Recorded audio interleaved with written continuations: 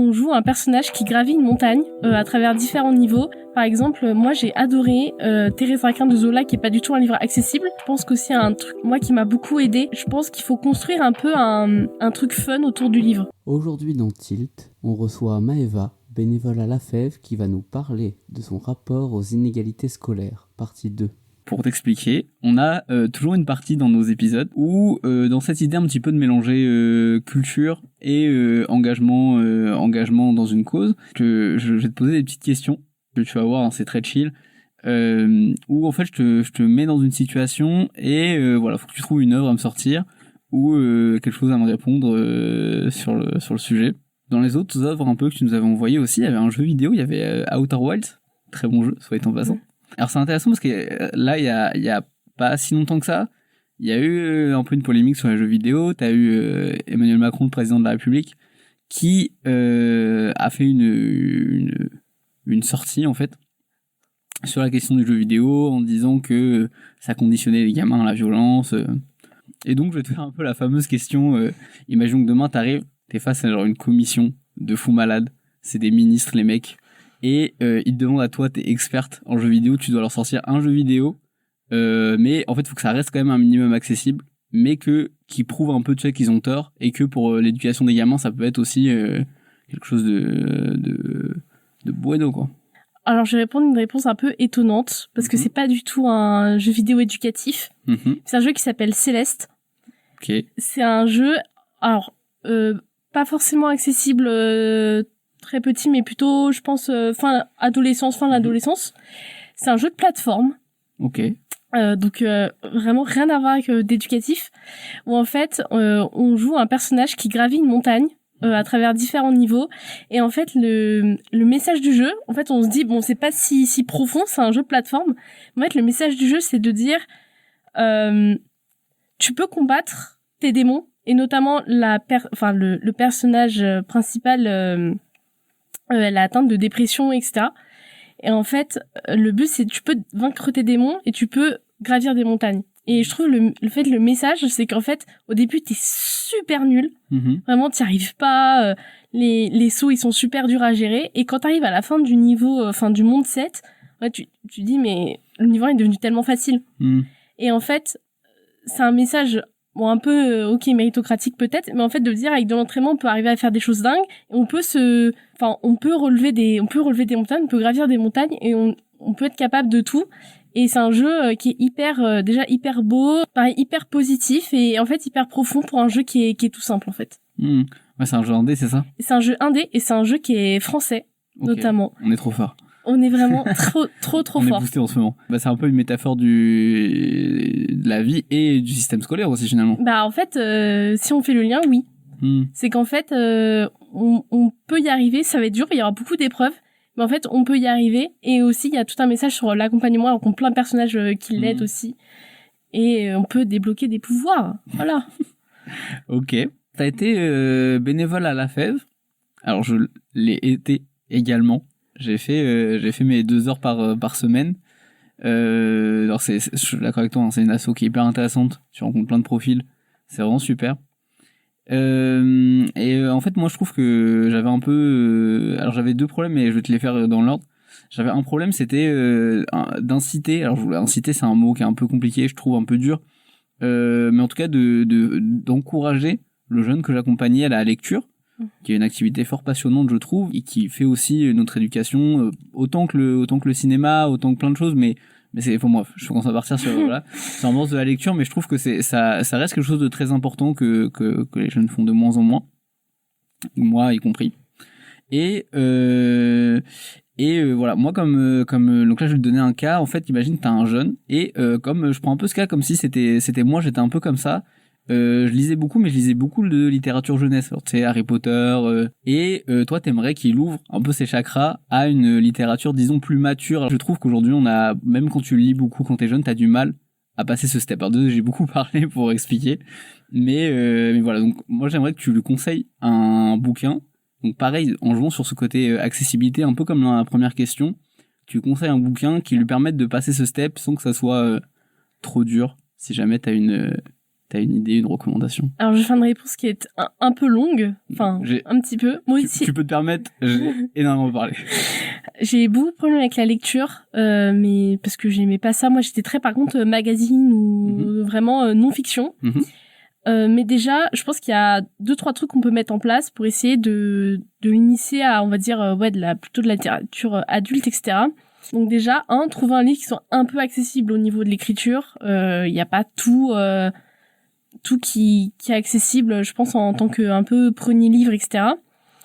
Et 2, il faut vraiment créer un lien entre l'enfant et le livre. Enfin, l'enfant, plutôt, on va dire l'adolescent. Que ce soit, par exemple, en termes de préférence, de lecture. Par exemple, moi, j'ai adoré Thérèse Raquin de Zola, qui est pas du tout un livre accessible, mais parce que j'ai beaucoup aimé les descriptions, l'histoire et un peu le côté un peu fantastique de l'histoire, etc. Et ou sinon trouver un lien avec un centre d'intérêt de l'enfant. Je pense que c'est un super truc à faire. Notamment, moi j'ai du mal à lire, on va dire des vrais bouquins entre guillemets. Non, mais en fait je déteste ça, et pour le coup j'essaye de prendre des livres qui vont m'intéresser. Genre par exemple là j'ai acheté Le Joueur de, je me souviens plus de l'auteur, Dostoevsky. Voilà. Dostoevsky. Parce que comme c'est Hugo, j'aime bien jouer. Je suis passionnée de jeux en général, de jeux de société. Donc j'ai dit. Notamment certains jeux. Voilà. Et j'ai dit, ça va faire un lien entre moi et le livre qui va me donner envie de le lire. Donc ça, c'est hyper important. Et si je dois vraiment donner une reco, il y a un livre qui m'a beaucoup marqué, que j'ai lu en 6e, mais qui est en fait assez adulte par ses thématiques et qui est assez bien écrit, qui s'appelle Oh Boy. C'est un livre qui parle en fait d'une famille. En fait, c'est l'histoire d'un cousin éloigné qui en fait se retrouve avec 2 ou 3 enfants sous le bras parce que sa cousine est décédée, elle s'est suicidée, il me semble. Et c'est que des choses terribles qui se passent, et ça sensibilise à plein de sujets, à l'homophobie, pareil, aux inégalités scolaires, économiques, etc.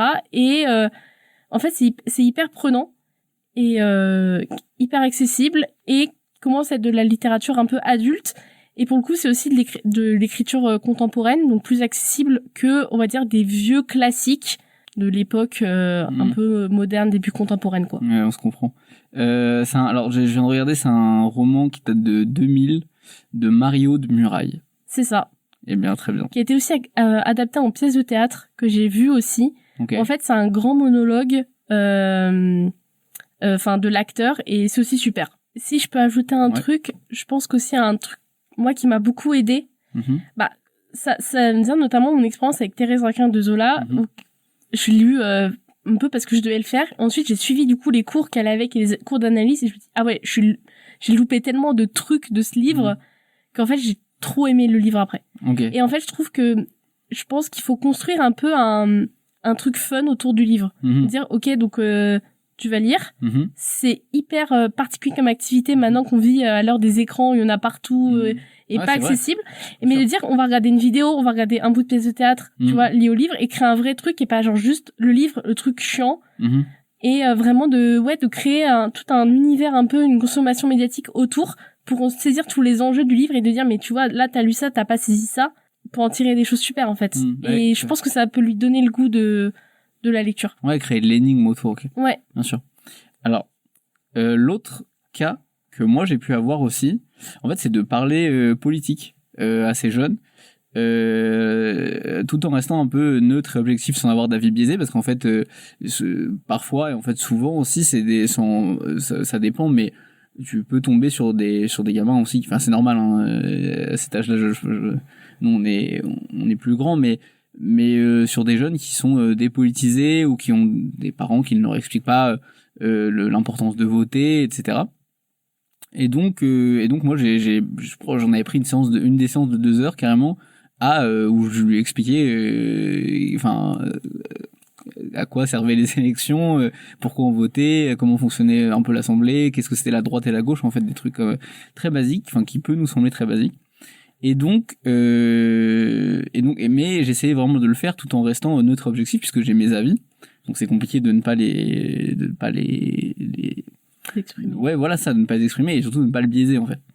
Et donc toi, qu'est-ce que tu lui conseillerais? Alors Là, c'est beaucoup plus large. C'est comme œuvre, comme livre, film. Alors, ça peut être même un documentaire, ce que tu veux. Franchement, ça peut même être un ou deux ou trois, parce que ça peut être complémentaire les uns les autres, pour potentiellement l'initier à la politique et aux enjeux politiques et à l'importance de la démocratie, d'aller voter et à tous ces enjeux. Alors, c'est très large. Prends un peu, pioche un peu ce que tu préfères là-dedans. C'est hyper intéressant comme question parce qu'en fait, ça devrait être le rôle de l'école, en fait. Bah oui. Mais on peut faire un podcast là-dessus, moi. Non, mais voilà, ça devrait être le rôle de l'école, de l'éducation morale et civique, voilà. Mais en fait, on se rend compte que c'est des heures qui sont sacrifiées, en fait, à l'école. Qu'on prend pour, en fait, terminer les programmes, voilà. Faire la police, aussi. Oui, aussi. Ouais, carrément. Ou en fait, oui, des fois on a des débats interminables, ça arrive aussi, des cours qui dérivent, etc. Et du coup, des fois, on loupe un peu l'objectif principal de ces cours-là. Et en ressources, alors du coup, il y en a plein autour de la politique. On va dire, je vais conseiller 3 contenus qui peuvent être trop bien. Il y a plein de vidéos qui sont faites autour de les modes électoraux, comment marche le scrutin, etc. Un peu des trucs factuels. Il y a aussi toutes les documentaires qui ont été faits, il y en a eu plein, mais un peu sur les dessous du pouvoir, quand ils sont un peu plus grands avec les interviews des présidents, etc. Il y en a plein qui existent, notamment sur Arte, etc. Et ça, je pense que c'est trop bien pour se rendre compte un peu de comment ça marche quand ils sont un peu plus grands.